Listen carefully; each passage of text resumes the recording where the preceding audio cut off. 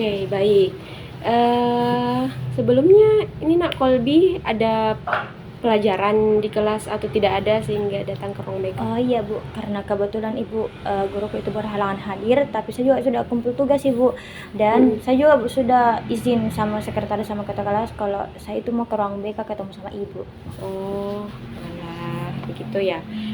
Kalau begitu, jadi tidak ada Jia ininya mata pelajarannya di kelas. Ada Bu, cuman tugas Oh, dan iya. saya sudah kumpulkan tugas saya Bu. Sudah izin sama ketua kelas? Sudah Bu. Oh, iya.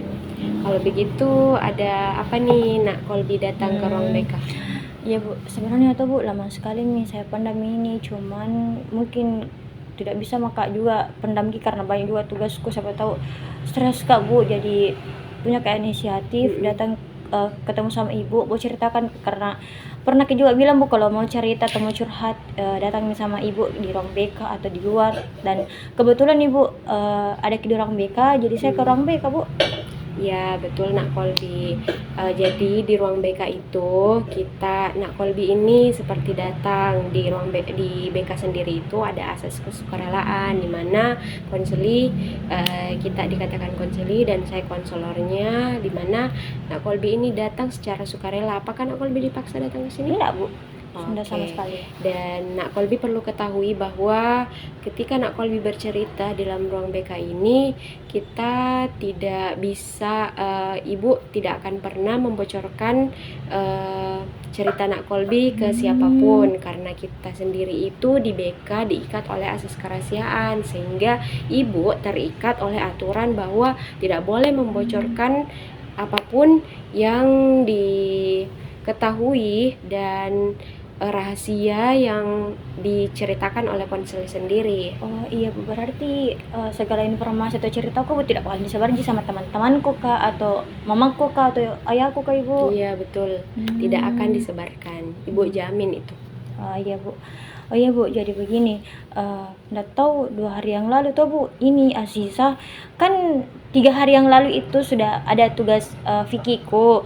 Nah, dan saya tuh Bu, kebetulan saya suka kerjakan tugas lebih awal karena saya tidak suka prokrastinasi.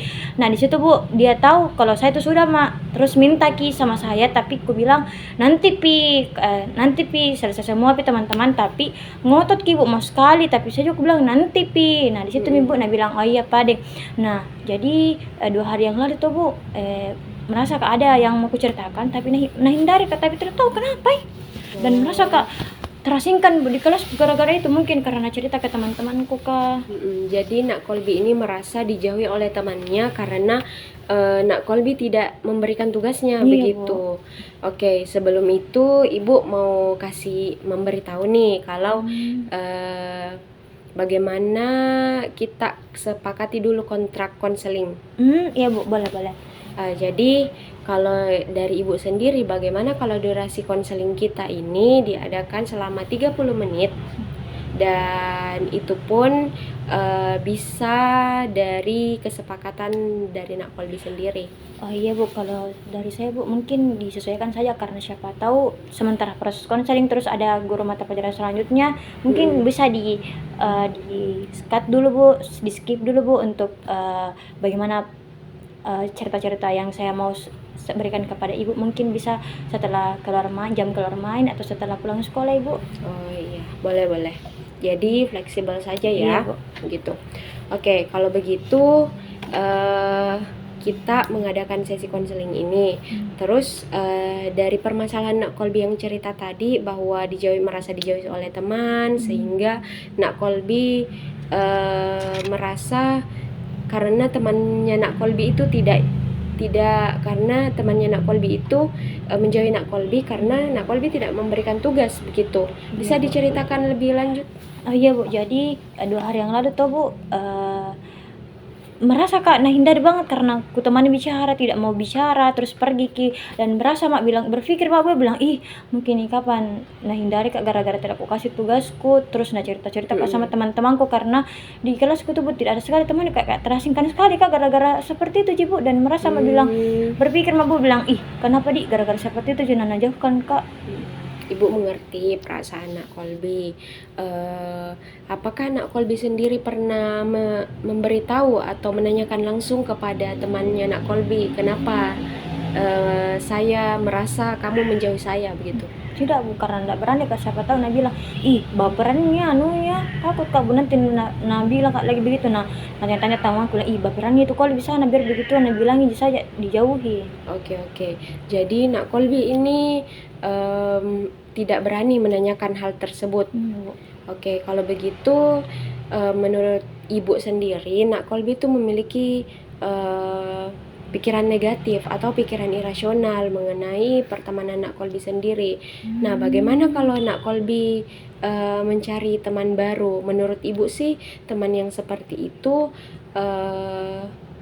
sangat pertemanan yang toksit begitu. Toksit artinya dia hanya ingin diuntungkan, tetapi tidak ada timbal balik dari hal tersebut, sehingga Nak Kolbi merasa dirugikan dan dia memanfaatkan Nak Kolbi seperti itu. Tapi itu menurut Ibu ya. Kalau menurut Nak Kolbi sendiri bagaimana? Kalau saya tuh bu mungkin udah mau cari teman karena nanti begitu aja lagi kayak mau saja nah minta tugasku, tapi kalau tidak dikasih tugas tak nah jauhi maki, baru tanya-tanya teman-teman tak bilang jangan ikut sama itu Kolbi karena pikir sekali ki. Jadi mungkin bisa mabut sendiri saja di kelas, tapi bagaimana dia mau kak juga berteman. Oke. Jadi hal tersebut seperti yang Nak Kolbi bilang, kalau Nak Kolbi ini punya pikiran negatif kalau semua orang akan seperti teman Nak Kolbi. Iya bu, betul sekali bu. Tapi berarti semua orang berarti selain teman Nak Kolbi ini akan seperti itu.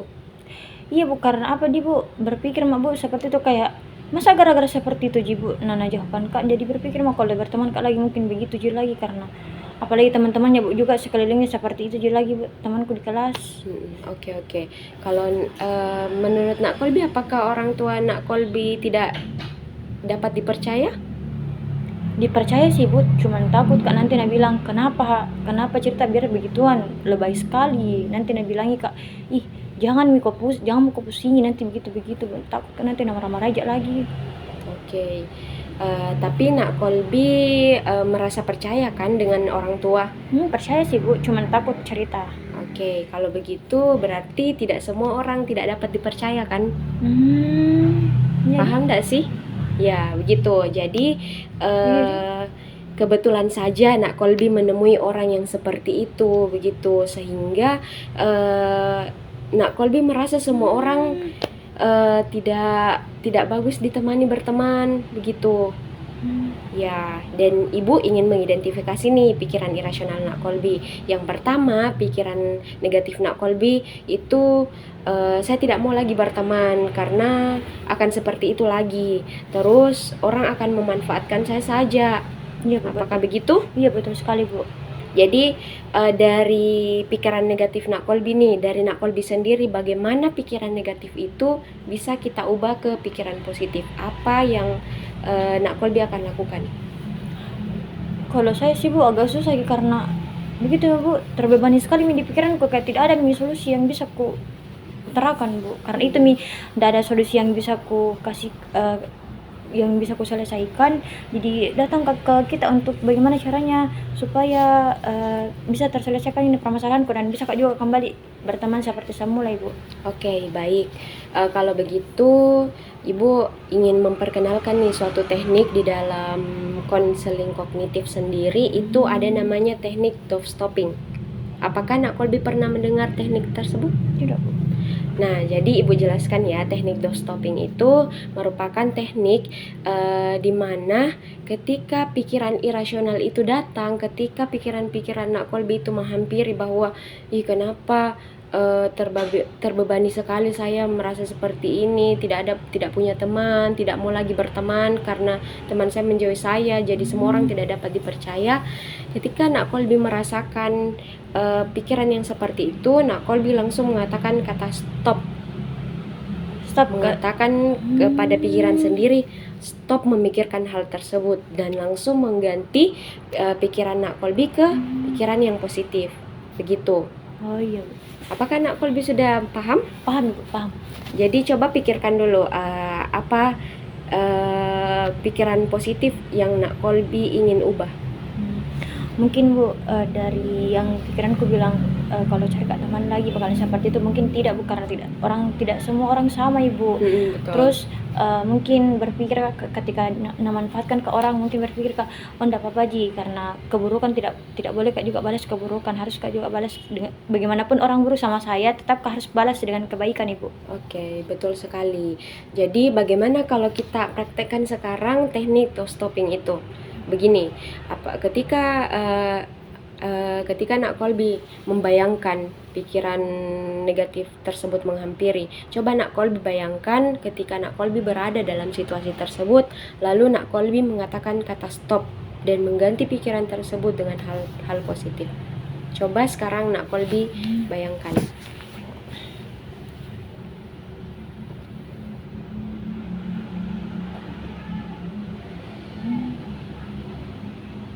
Oke. Oh, oke Bu, sudah. Sudah, langsung menghentikan pikiran tersebut dengan kata stop. Sudah Bu. Oke, sudah? Sudah. Oke, baik. Nah, itu tadi teknik di kognitif yang bisa kita gunakan untuk menghentikan pikiran negatif tersebut. Dan ketika kita menghentikan pikiran negatif tersebut, langsung kita ubah ke pikiran positif. Iya Bu, iya Bu. Sehingga karena mungkin saja pikiran negatif ini bisa jadi mempengaruhi keseharian kita ya. Iya Bu, Dan betul seperti sekali, yang Bu. Nak Kolbi ceritakan tadi, karena banyak tugas akhir-akhir ini sehingga saya merasa terbebani, begitu kan? Iya Bu, betul sekali Bu. Jadi merasa kak, kenapa ketika selesai tugasku baru datang semua teman-temanku, ketika tidak ada lagi tugas-tugas yang mau dikerjakan Bu. Nah, dari maka Oke, bagaimana kalau Nak Kolbi mengganti ketika Nak Kolbi memiliki perasaan tersebut, bagaimana kalau Nak Kolbi mengganti aktivitas dengan aktivitas yang Nak Kolbi sukai? Misalnya apa yang Nak Kolbi sukai, misalnya hobi menonton begitu. Iya, Jadi Bos. ketika pikiran negatif itu datang, jadi Nak Kolbi tidak memiliki waktu begitu untuk memikirkan hal tersebut. Berarti Bu, ceritanya saya tuh cari kesibukan yang kayak misalnya saya suka naik motor, jadi saya harus cari teman untuk pergi healing, naik motor-motoran, begitu Ibu? Iya, seperti itu. Jadi